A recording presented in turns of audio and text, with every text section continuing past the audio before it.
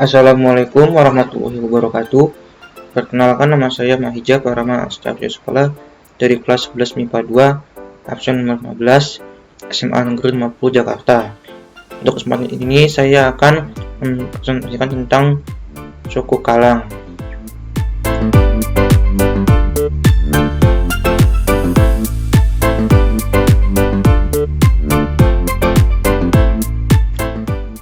Pertama, saya akan menjelaskan tentang daerah tempat suku Kalang bermukim. Kepala Seksi Sejarah dan Kepurbakalaan Dino Porbudar Kabupaten Blora, Eka Wahyu Hidayat mengatakan, Wong Kalang sudah ada sejak zaman prasejarah atau sebelum masuknya agama Hindu-Buddha. Wong Kalang adalah suatu suku di masyarakat Jawa yang tinggal di kawasan hutan. Hasil dari Festival Budaya Kalang tahun 2017 yang diselenggarakan di Tuban, Jawa Timur, para arkeolog sejarawan yang hadir menyimpulkan hasil dari temuan fakta kubur batu di Desa Bleboh, Kecamatan Jiken, Blora. Oleh sebab itu juga, manusia Kalang adalah penduduk asli yang menghuni di wilayah Blora, Rembang, Bojonegoro, Tuban, dan sekitarnya.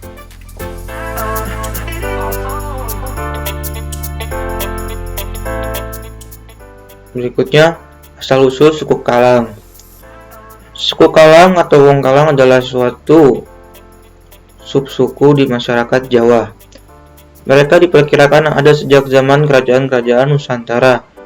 Dari berbagai literatur sejarah, karena suatu hal, mereka dikucilkan oleh masyarakat mayoritas pada saat itu.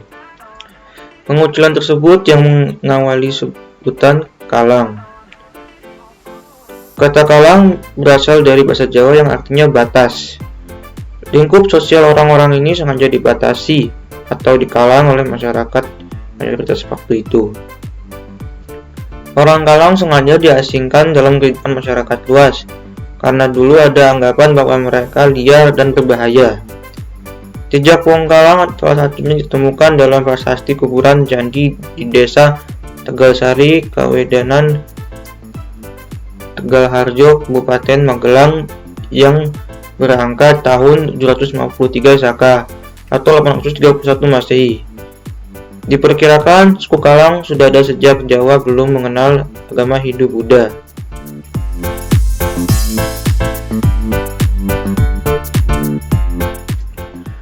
Orang Kalang juga sempat dianggap pendatang dari Kedah, Kalang, dan Pegu pada tahun 800 Masehi.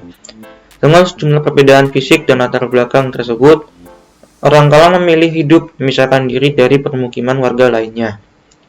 Akhirnya, oleh otoritas kerajaan Hindu saat itu, mereka dicap tidak memiliki kasta atau kaum paria.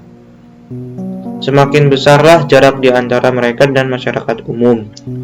Sebab dalam sistem kasta, orang yang tidak berkasta sudah tidak boleh berhubungan dengan orang yang berkasta, sekalipun itu orang yang dari kasta terendah atau sudra. Suku Kalang semakin tersisih oleh sistem pengastaan di masa Hindu-Buddha karena ketidakjelasan nenek moyang mereka. Suku Kalang pun mengasingkan diri hingga hidup nomaden atau berpindah-pindah dari hutan ke hutan lainnya.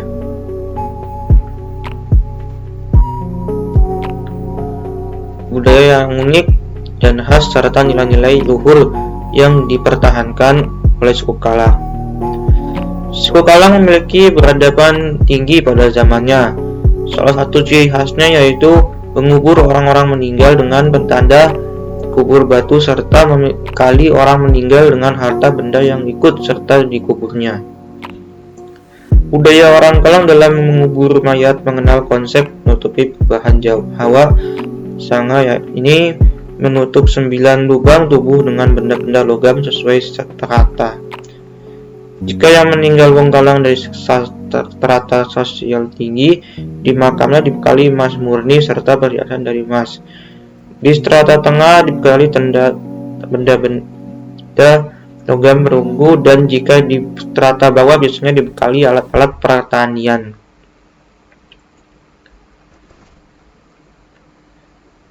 pakaian adat suku Kalang. Dalam pakaian adat untuk suku Kalang ini susah diketahui, atau bagi saya secara pribadi untuk mencarinya pun susah, karena awal manusia Kalang ini berguna untuk bertugas maestra pembuat candi yang secara fisik berbadan kuat dan tegap. Badan kuat dan tegap ini sudah tersisihkan oleh sistem pengastaan, sehingga hidupnya sudah memisahkan diri dari pemukiman warga dengan kemistisannya yang saat ini. Meskipun demikian, suku Kalang ini secara keasliannya itu tinggal di Jawa. Namun setelah berkembangnya zaman, saya tidak tahu untuk pakaian adatnya ini seperti apa. Yang pasti menurut saya sih mengikut suku Jawa pada saat suku Kalang ini masih beredar di Jawa.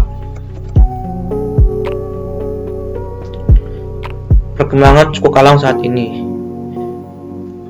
Pada saat revolusi kemerdekaan, lagi-lagi suku Kalang jatuh menderita. Mereka menjadi sasaran penjarahan atau perampokan massal setiap kali ada kerusuhan, sama dengan yang dialami suku Tionghoa. Saat ibu kota pindah ke Jogja, Sultan Hamengkubuwono IX juga meminta golongan suku Kalang menyumbang tanah besar bagi perjuangan republik. Ini suku Kalang tak sehebat dulu, tidak sakti atau kaya raya lagi. Sekarang mereka mudah ditemui. Surat kabar Suara Merdeka Jawa Tengah di tahun 2008 pernah menurunkan liputan bagaimana suku Kalang hidup di Kendal, Jawa Tengah. Meski tak lagi mempunyai daya linuwih dan kebanyakan masuk Islam, mereka tetap menjalankan ritual-ritual tradisi sesuai apa yang dilakukan leluhurnya. Sepanjang peradaban Kalang, suku unik ini mewajibkan endogami alias menikah di antara kalangan sendiri. Namun zaman telah berubah. Mereka telah sangat banyak melakukan kipoi campur berkali-kali di hampir setiap keturunan. Daerah Kalang hilang, suku Kalang mungkin sebentar lagi akan punah. Jadi mungkin karena tinggalnya tidak merata, membuat suku Kalang ini susah ditemukan dan akhirnya pun meninggal secara satu persatu dan punah.